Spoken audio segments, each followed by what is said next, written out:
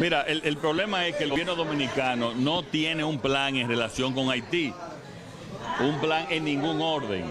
Ellos podrán mandar o enviar tropas, como nosotros le hemos dicho en muchísimas ocasiones. Si tenemos un ejército, ¿para qué es ese ejército?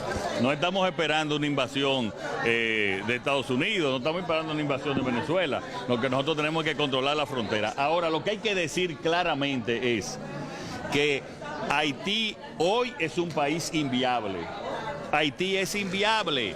Y la comunidad internacional no le puede dejar a la República Dominicana solamente atender los problemas sociales y de orden público a Haití. Nosotros no podemos con Haití.